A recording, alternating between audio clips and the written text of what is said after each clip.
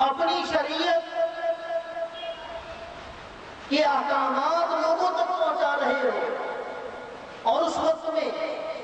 میرے وہ معظم رسول تمہاری طرف تشریف لے آئے، تو اب تمہاری ذمہ داری یہ ہوگی کہ تم ان تمام احکامات کو ترک کر دو، اور میرا رسول جو پیغام سنائے تم ان کی پیروی کرو، ان کی اعانت کرو،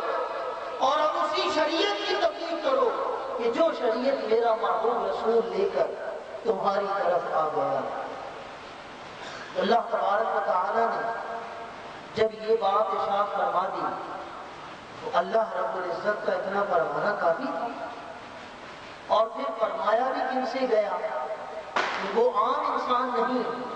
وہ عام بندے نہیں ہیں، بلکہ اللہ تبارک و تعالی کے منتخب بندے،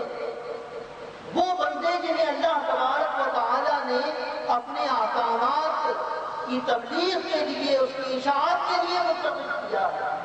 ان بندوں سے یہ بات کہی گئی، اور ان نفوس قدسیہ سے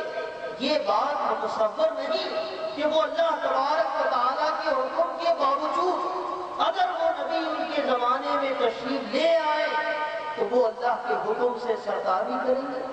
اور وہ ان رسول کی پیروی نہیں کریں گے، ان کی اطاعت نہیں کریں گے، ان کی شریعت کی تبلیغ نہیں کریں گے۔ یہ انبیاء سے تصور نہیں کیا جا سکتا تھا، اتنا کافی تھا۔ لیکن اللہ تبارک و تعالیٰ نے اسی پر اکتفا نہیں فرمایا، بلکہ پھر یہ اعلان فرمانے کے بعد انبیاء سے اقرار لیا گیا، اقررتم علی ذالکم اقررتم واخذتم علی ذالکم اصری، کیا تم اقرار کرتے ہو اور اس پر پختہ عہد کرتے ہو کہ جو کچھ تم سے کہا گیا ہے تم اس پر عمل کرو گے؟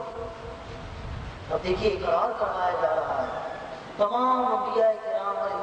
السلام اقرار کرتے ہیں، اتنا کافی تھا۔ اللہ کے نبی اقرار کر رہے ہیں کہ اگر اللہ کا محبوب ہمارے زمانے میں آ گیا تو ہم ان کی پیروی کریں گے، ہم ان کی اعانت کریں گے، انہی کے دین کی، انہی کے بتائے ہوئے احکامات کی تبلیغ و اشاعت کریں گے، اتنا کافی تھا۔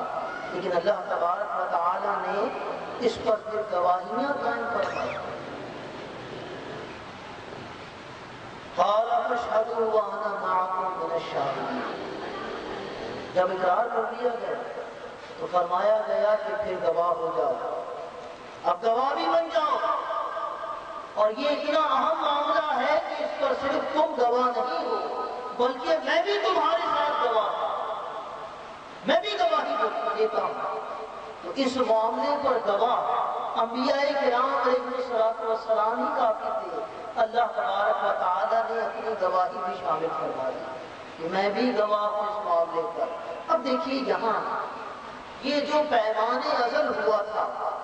یہ جو ازل میں اللہ تبارک و تعالی نے ایک بزم سجا کر اپنے محبوب کا اقرار تمام انبیاء سے کروایا،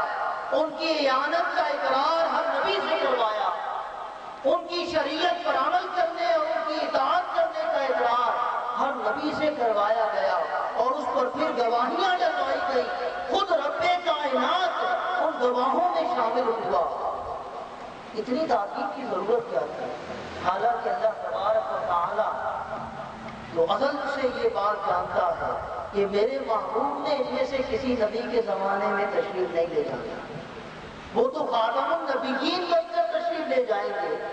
یہ بات رب کائنات کو تو معلوم تھی، پھر اتنی تاکیدوں کی ضرورت کیا تھی، پھر گواہیاں قائم کرنے کی ضرورت کیا تھی، اور یہ اقرار کروانے اور پھر تشہیر کرنے کی ضرورت کیا تھی؟ اصل میں ضرورت یہ تھی کہ انبیاء کرام علیہ السلام جو نفوس قدسیہ ہیں، جو جلیل القدر اور عظیم المرتبہ ہستیاں ہیں، ان عظیم ہستیوں کے دلوں میں اللہ کے محبوب کی عظمت کا نقش ہو جائے، اور ہر ایک یہ بات جان لے کہ اگرچہ وہ اللہ کا نبی ہے، اگرچہ اسے اللہ کی بارگاہ کا قرب حاصل ہے، اگرچہ وہ مکرم اور معظم بنایا گیا ہے، لیکن اللہ تبارک و تعالیٰ نے ایک بندے کو اپنی بارگاہ میں وہ قرب عطا کیا ہے، وہ عظمتیں اور صفتیں عطا کی ہیں کہ وہ مقام کسی اور بندے کو عطا نہیں کیا،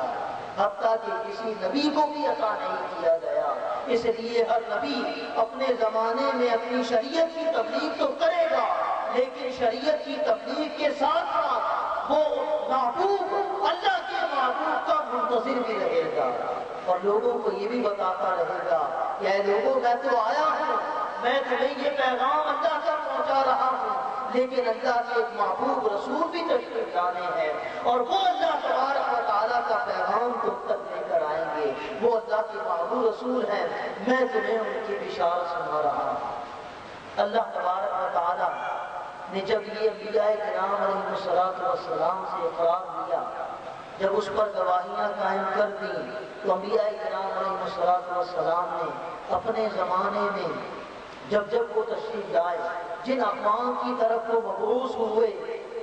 انبیاء کرام علیہ السلام نے نبی پاک صلی اللہ تعالی علیہ وسلم کی بشارت اپنے زمانے میں اپنے لوگوں کو سنائی، اور یہ بتا دیا کہ اللہ کا ایک محبوب رسول تشریف لانے والا ہے۔ حضرت ابراہیم علیہ السلام نبی پاک صلی اللہ تعالی علیہ وسلم کا جد اعلیٰ ہے، اللہ کے محبوب نبی ہیں، خلیل اللہ ہیں، کعبۃ اللہ کی تعمیر کے بعد دعا کرتے ہیں ربنا وابعث فیہم رسولا منہم یتلو علیہم آیاتک، اے ہمارے رب انہی میں سے، ان لوگوں میں سے ہی ایک رسول مبعوث فرما جو ان پر تیری آیات کی تلاوت کرے، وَيُعَلِّمُهُمُ الْكِتَابَ وَالْحِكْمَةَ، اور ان لوگوں کو کتاب اور حکمت کی تعلیم دے، کتاب و حکمت سکھائے، وَيُزَكِّيهِمْ، اور انہیں پاکیزہ کرے، ان کے باطن کو جلا بخشے، ان کے قلوب کو نورانیت عطا کرے۔ اِنَّكَ أَنْتَ الْعَزِيزُ الْحَكِيمُ، اے ہمارے رب بے شک تو غلبے والا اور تو بڑی حکمتوں والا ہے، بڑا دانا۔ تو حضرت خلیل اللہ علیہ السلام دعا مانگ رہے ہیں، اے اللہ ایک نبی کو مبعوث فرما۔ یہ دعا کس نبی کے لیے ہے؟ سب کا اتفاق ہے کہ یہ دعا جو اللہ تبارک و تعالیٰ کے خلیل نے اپنے بیٹے ذبیح اللہ حضرت اسماعیل علیہ السلام کے ساتھ مانگی، اس دعا کا مصداق اللہ کے محبوب اور آخری رسول خاتم النبیین صلی اللہ تعالی علیہ وسلم۔ تو حضرت ابراہیم علیہ السلام دعا مانگ رہے ہیں اللہ کے محبوب کے لیے کہ اللہ وہ محبوب ان لوگوں میں مبعوث فرما دے۔ حضرت عیسیٰ علیہ السلام اللہ تبارک و تعالیٰ کے وہ نبی ہیں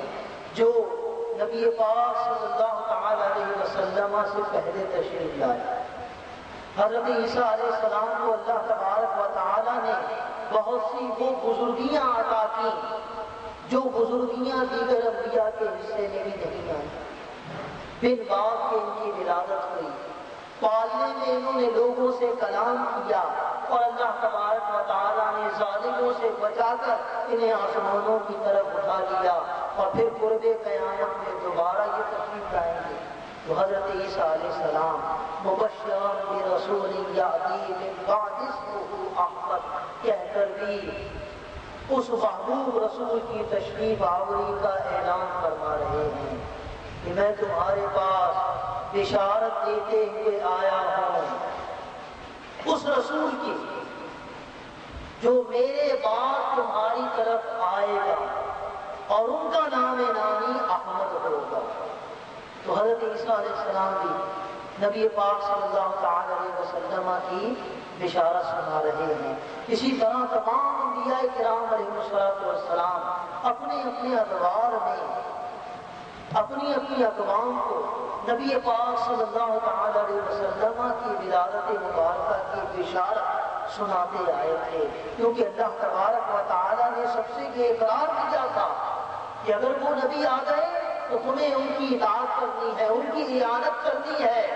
ان کی شریعت پر عمل کرنا ہے۔ لہذا انبیاء اپنی شریعت کی تبلیغ بھی کر رہے ہیں اور ساتھ ہی ساتھ اللہ کے محبوب رسول کے آنے کی بشارتیں بھی سنا رہے ہیں۔ محترم دوستوں اور بزرگوں،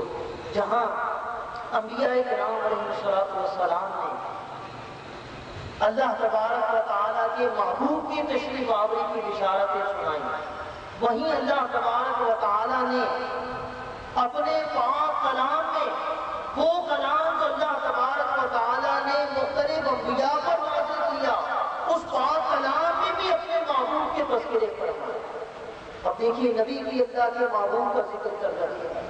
اللہ کی کتابوں میں بھی اللہ کے محبوب کی صفات بیان ہو رہی ہے، ان کی شان بیان ہو رہی ہے۔ وہ لوگ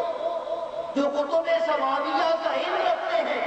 وہ بھی ایک موعود نبی کے منتظر ہیں اور لوگوں کو بتا رہے ہیں کہ ایک نبی تشریف لانے والے ہیں اور وہی نبی